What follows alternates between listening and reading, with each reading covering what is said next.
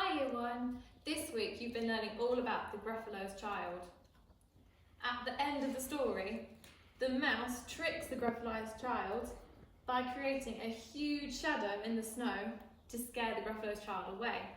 So in science today, we're going to be looking at shadows.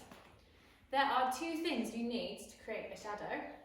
You need a light source and you need an object that's going to block the light source. What other light sources can you think of? I'll give you a few. I can think of a torch.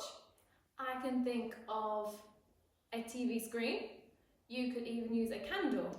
But our main light source, I'll give you a clue, it's in the sky. Our main light source is the sun. Throughout the day, the sun is in different positions in the sky. We're going to have a go at creating our own sun over here.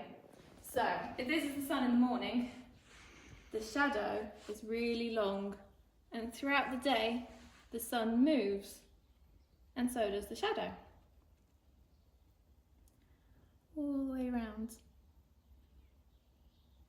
If you want to, you could have a go at creating your own sun with your own object. So you will need an object, anything will do. I've chosen a zebra. You will need a torch, and you can have a go at moving your own sun over your object. A challenge would be to use a pencil to draw around your shadow really carefully, holding the light still all the way around. Here we go. And then as we move the sun, we can see where the shadow started and where it's finishing.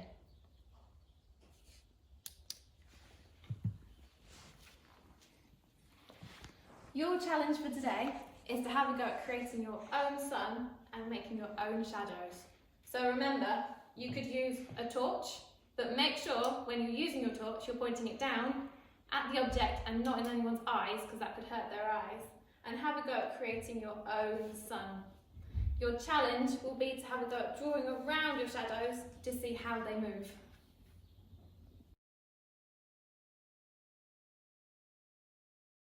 I hope you enjoyed making your shadows.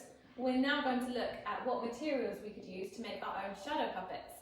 So I know yesterday in DT, Miss Whiteford told you about some shadow puppets, but we're going to have a look to see how we can make some really good ones.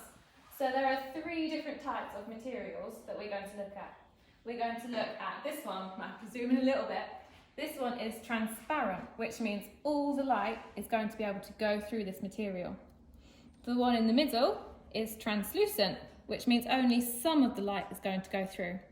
And our last one is opaque, which means none of the light is going to go through it. Which one do you think is going to be the best for creating shadows? Let's have a look. So if we start with our transparent one, I made the mouse from the Gruffalo's child, but you can have a go at making anything. Let's hold up our light and have a look through. Because all the light is going through, you can't really see a very defined shadow on here. Let's go to the next one. I'm going to use the translucent one. Let's hold this one up.